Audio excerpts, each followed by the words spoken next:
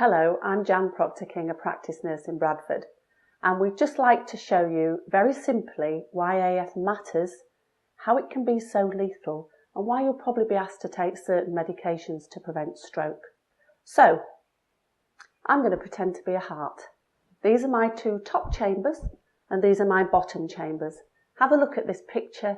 You will see the top chambers are quite small, and the bottom chambers are larger. So, back to me. Top chambers, bottom chambers.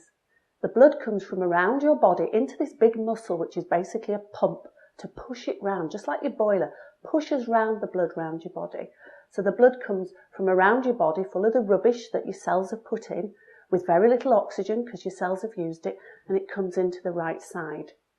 Most of the blood will just go down to the bottom without any pushing because the valve opens. It rushes through. It's a bit like everybody at the sales. The doors open, it goes in.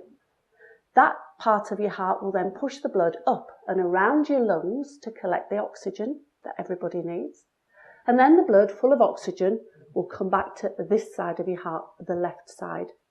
Again, most of it will rush through because the doors open, the valves, down to your left ventricle, which if you looked at a heart is mostly what you'd see, because that's the very big part of the heart, the muscly bit that pumps the blood right up, round your body, up to your head, down to your toes, through your kidneys for cleaning, right round, and then it comes back with the rubbish, very little oxygen, back to the right side, and it all starts again.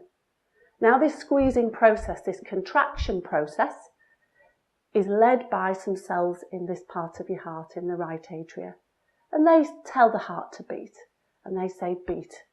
And the top chambers contract. They don't do a lot because most of the blood's gone through. So the top chambers contract, the little bit of blood goes through. The bottom chambers then contract and push it up round your lungs and round your body. That's normal. That's the usual routine for your heart. Now there's lots of things that can go wrong with the electrics of your heart. Atrial fibrillation is common, really common, especially as you get older. And it's lethal. And one of the problems is you won't necessarily know you've got it because your heart can cope very, very well if the electrical system is a bit screwed up. So imagine these cells don't tell the heart to beat. The top of your heart thinks, don't know what to do. Do I beat now? Do I beat here? Do I beat? And it will just wobble. It will just wobble. Fibrillate. The atria will fibrillate. And if you looked, it looked like a bag of worms wriggling. The thing is, the bottom of your heart knows what to do. And the bottom of your heart will keep pumping. It might be a bit irregular, but it will pump. And most of the blood goes down without this squeeze. So you can trot around the supermarket doing your shopping feeling fine because your heart's coping. The top, the atria fibrillate, but if it's not too fast, you won't notice. Not unless somebody takes your pulse. So why does it matter? Well, it really does. It matters because in the top of your heart, you have a little bit here, and it's called your atrial appendage. Posh name, it's like a cupboard. Normally, the blood goes in that cupboard and gets squeezed out, and it goes in and it gets squeezed out. But if the top of your heart's doing this, and the bottom of your heart is doing the pumping, the blood will come in, it will go straight down through the doors, just like at the sales, everybody's happy.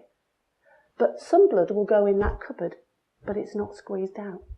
And you and I know, because we've seen it at the butchers, we've seen it when we cut ourselves, if you leave blood alone, what will it do? Yeah, it'll clot. So you can end up with a thrombus. So you and I, a clot in the top of your heart. If that clot, part of it or all of it, breaks off, it goes down, it goes up. The first bend out of your heart, it goes up to your head. A clot going to your head, that causes a stroke.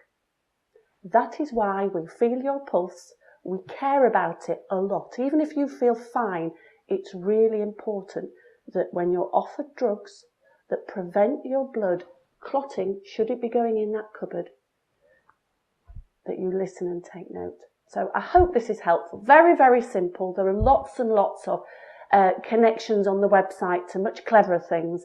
But if you are found to have AF, please listen, take note, because I don't want you to have a stroke. Thank you.